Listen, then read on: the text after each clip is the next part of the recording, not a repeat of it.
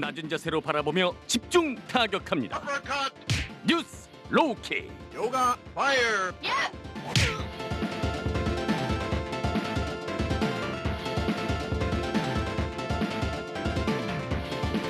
네, 오늘 가장 핫한 뉴스를 명랑 패널들이 짚어주는 뉴스 로킥 시간입니다. 함께 하실 분들 소개해드리죠. 정상근 기자 그리고 김준우 변호사 함께합니다. 어서 오세요. 안녕하십니까. 네, 지금 TBS 유튜브 채널에서 보이는 라디오로 함께 하실 수 있고요. 여러분의 의견 항상 기다립니다. 무료로 이용하실 수 있는 TBS 앱을 활용하셔도 좋고요. 짧은 문자 50원, 긴 문자 100원이 드는 샵 0951번으로 많이 의견 보내주세요.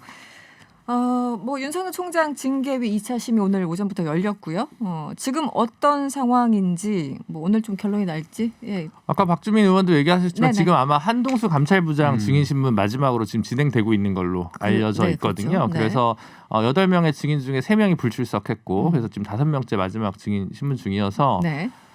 오늘 마무리 될 수도 있고 지금 약간 유보적인 상황이긴 한데 제가 누차 말씀드렸지만 네. 오래 걸릴 것이다. 오래 걸릴 것이다.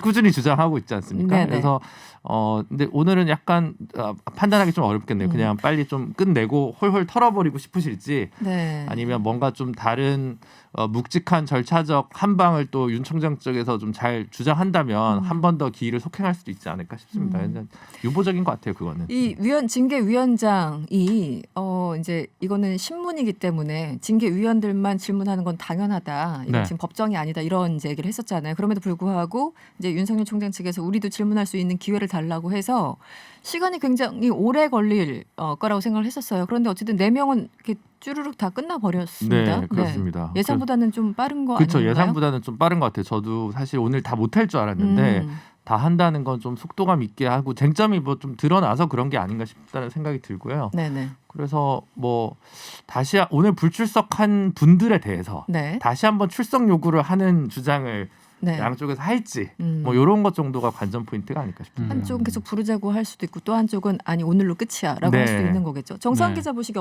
어떻습니까? 속도나 이런 것들 봤을 때. 저도 생각보다 증인신문이 빨리 좀 진행이 되고 있다는 생각이 네. 좀 들긴 했는데 네. 근데 이 결정이 그럼에도 불구하고 오늘 날 수 있을까에 대해서는 결론은 네, 그렇죠. 아직까지 잘 모르겠어요. 그렇죠. 네.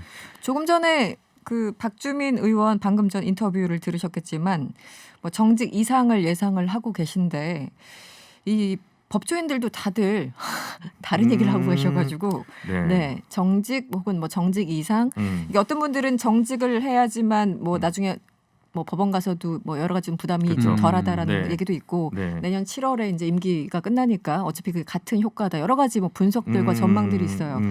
변호사님은 어떻게 보십니까? 저는 그 초창기부터 시사계에서 보기 드물게 소수설로 정직설을 꾸준히 맞아요. 주장을 해오고 소수 있었습니다. 의견 맞아요. 네, 그래서 솔직히 제가 예전에 그 나양욱 그 교육부에서 네네네네. 개돼지 발언했던 분 네. 면직 받았는데 복직했었습니다. 네네. 그거 되게 저는 제가 변호사라면 되게 쉬운 소송이라고 생각하거든요. 당시에. 네, 그래서 제가 예를 들어 억만금을 줘서 예를 들어 윤석열 총장이 저한테 사건을 맡긴다. 네. 근데 해임이 나왔다. 네.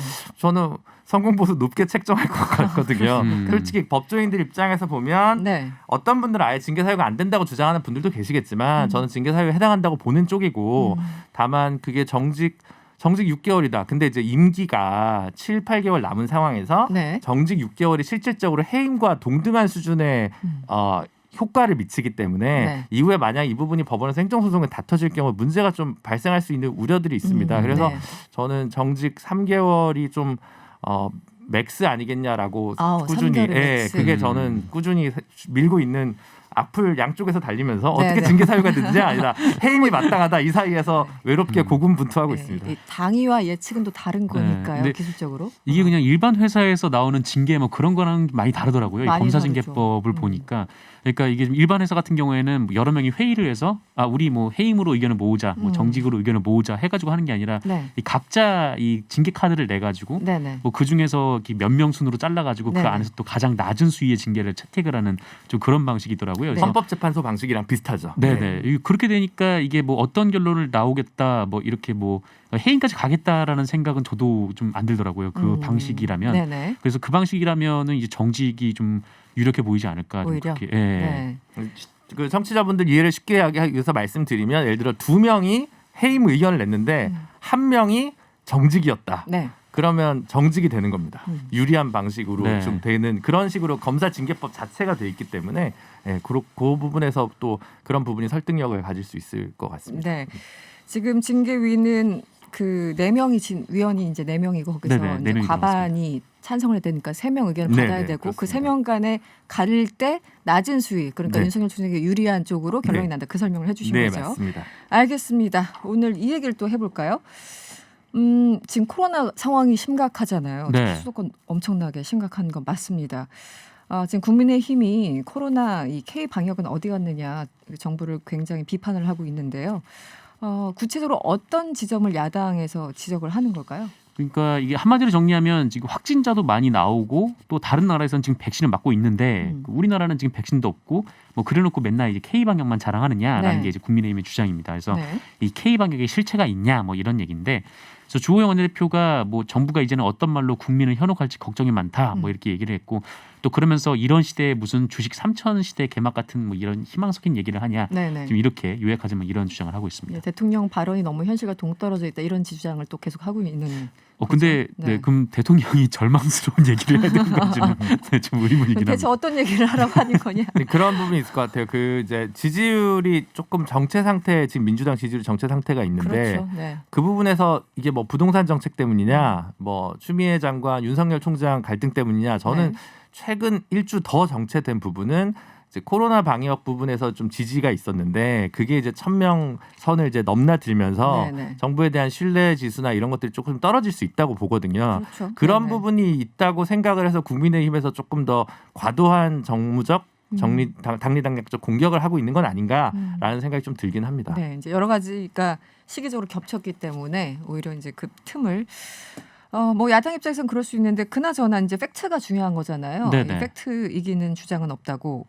국민의힘이 K 방역 홍보에 1,200억 원을 썼다 이렇게 주장을 내놨는데 정부에서는 아니다. 67억 원이다. 너무 숫자가 차이가 나서요. 어떻게 된 겁니까? 네, 이 국민의힘 주호영 원내대표가 한 얘기고 지금 당 대변인들이 계속 좀 이어가고 있는 얘기인데, 네네. 그러니까 이 백신 확보 전쟁을 해야 될 이 시기에 이 K 방역을 홍보하기 위해서 1,200억을 썼다라는 주장이에요. 그래서 이 주장의 좀 근거를 찾기 위해서 여기저기 좀 봤는데 이제 무슨 근거인지는 저도 아직은 좀 못 찾은 그런 상태이고. 아직 정상근 기자 못 찾으면 못 찾은 거 아니에요? 어떻게 된 그래서 겁니까? 여기 좀 100% 제 나름대로는 알아봤는데 네, 아직은 네. 뭐 제가 그 얘기는 듣지 못했고, 네. 이 손영래 이 보건복지부 중앙사고수습본부 전략기획반장도 뭐 이 근거를 듣지는 못한 모양입니다. 그래서 이 본인도 이 국민의힘 주장의 근거를 찾지 못하고 있고 또 어디서 나온 수치인지 확인 못하고 있다 이렇게 얘기를 했고, 그러면서 이 홍보 관련 예산은 67억을 썼고 그것도 네. 이제 뭐 K 방역 홍보 이게 아니라 좀 손 씻기 그리고 마스크 착용, 뭐 사회적 거리두기 같은 좀 이런 캠페인성 홍보를 하는데 이제 67억 원을 썼다라는 게 이 보건복지부 측의 이제 주장입니다. 수치가 너무 차이가 나서 네, 너무 차이가 조금, 나가지고요. 네, 이걸 아무리 궁금합니다. 선회하려고 봐도 네. 내년도 예산 중에서 방역과 이제 코로나와 관련된 예산의 몇 프로가 홍보 뭐 이런 걸로 책정돼 있는 비율에 따라서 뭐 이거저거 붙여가지고 1,200억이 될 수 있을지 몰라도 예산을 보고 벌써 1,200억을 썼다라고 얘기하기에는 저도 어디서도 그거는 좀 찾기가 어려운 것 같아서 아직은 네, 좀 팩트 체크가 추후적으로 계속 팔로우업해서 할 필요가 있을 것 같습니다. 알겠습니다. 뭐 영국에 이어서 미국도 그렇고요. 이제 백신 접종을 하기 시작했는데 정세균 국무총리가 내년 1분기에 백신을 도입할 계획임을 재차 강조하기도 했죠. 네, 어떤 내용인가요? 네, 뭐 정세균 국무총리는 뭐 지금 계속 이제 그 내년 3월에 이제 백신이 이제 초기에 들어올 거다라고 얘기를 했었잖아요. 근데 그 이후에 좀 더 상황을 보고 이제 백신을 마치겠다라는 네네. 게 입장이었는데. 다른 나라 상황이 또 어떤지도 보고. 네, 그렇죠. 뭐 영국에서 뭐 사실 지금 부작용 사례가 뭐 발생하기도 몇 했고 건 뭐 심각한 발생했습니다. 부작용은 아니었습니다만 어쨌든 뭐 이런저런 얘기들이 좀 있고 또 지금 미국에서도 막 마치기 시작을 했으니까요. 근데 지금 미국에서는 하루 확진자가 지금 20만 명이 넘고 또 영국에서도 지금 1만 명이 넘는 상황이어서 우리랑 네. 좀 차이가 있는 상황이긴 하죠. 그래서 지금 우리 정부에서는 뭐 내년 2, 3월에 들여오기는 했는데 이제 그거를 좀 더 상황을 보고 하반기에 마치는 거를 계획을 하고 있었는데 요거를 좀 당기는 방안을 네. 이낙연 대표도 그렇게 얘기를 했었고 오늘 정세균 국무총리도 그렇게 얘기를 했던 것 같습니다. 알겠습니다.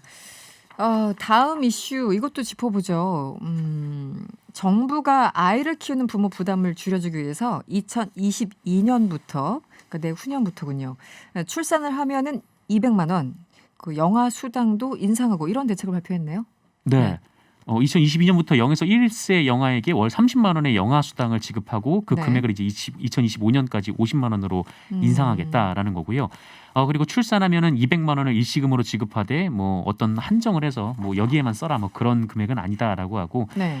그리고 부부 공동 육아를 지원하기 위해서 만 1세 미만 자녀를 둔 부모가 3개월씩 육아휴직을 할 경우 양쪽에 최대 월 300만 원씩 휴직급여를 또 주기로 했습니다. 그리고 이 저소득 다자녀 가구의 셋째 이상 자녀에게는 대학 등록금을 전액 지원하기로 했고 또 다자녀의 기준도 이 세 자녀에서 두 자녀로 변경하는 방안도 추진하기로 했습니다. 네.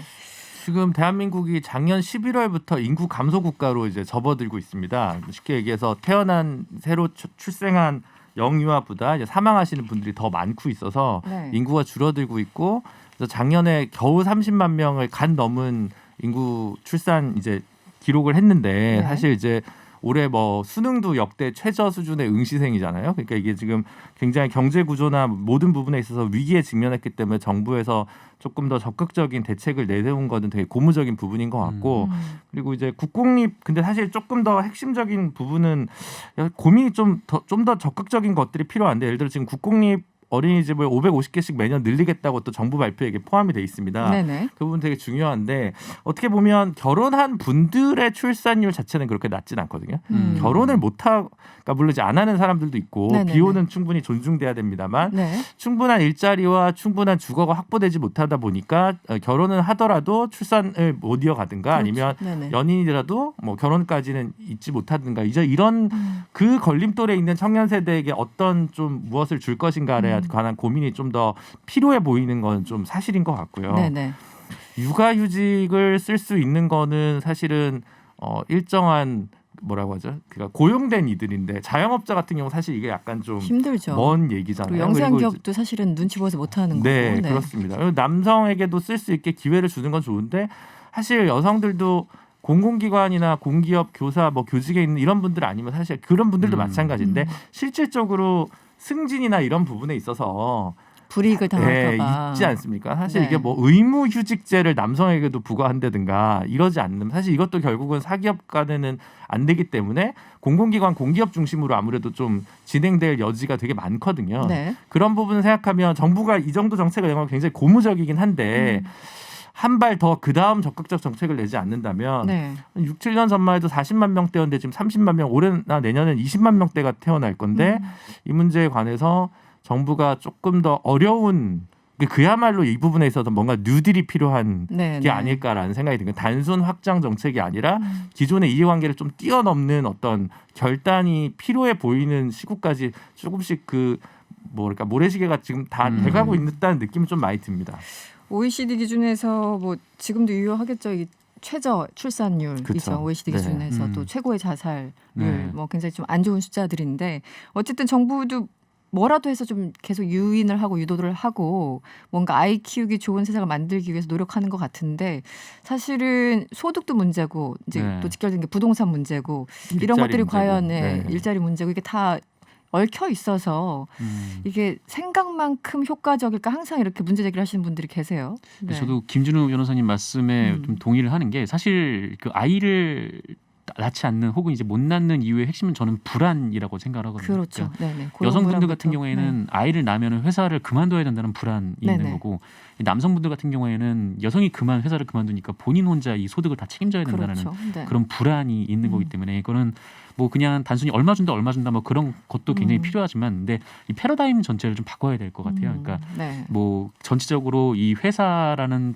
이 공간을 문화. 다니면서 네. 또 아이를 또 어떻게 동시에 키울 것인가 뭐 이 부분에 대해서도 좀 고민하고 이제 전반적인 좀 개조가 필요한 네. 그걸 하지 않으면은 지금 뭐 할 수가 없는 좀 그런 상황인 것 같습니다. 근본적으로 해결은 안 될 것이다. 네, 문자를 많이 주세요. 인테르팬님, 사실상 저출산 시대가 시작됐으니 이런 정책이 나올 상황이긴 하네요. 이런 문자 주셨고요. 7894번님, 가장 중요한 건 육아 비용보다 집이 없어요. 네, 부동산부터 좀. 예, 부동산 얘기는 항상 나오는 거죠. 톰과 란제리, 톰과 제리가 아니라 란제리입니까? 방통위에서 지금 제대 들어올 것 같은데요. 네. 네, 집값이 혈압처럼 올라가는데 결혼하고자 하는 사람들이 있을까요? 결혼해도 출산 후에 지출에 대한 두려움이 더 클 텐데요. 이렇게 말씀을 주셨어요. 사실은 아까 정상근 기자가 말씀하신 것처럼 네. 불안해. 연속입니다. 0248번님 육아휴직이라도 제대로 쓸 수 있었으면 좋겠네요. 이런 다양한 의견 주셨습니다. 네, 오늘은 여기까지 해야 되겠네요. 지금까지 정상근 기자 그리고 김준우 변호사와 함께했습니다. 오늘 고맙습니다. 고맙습니다. 감사합니다.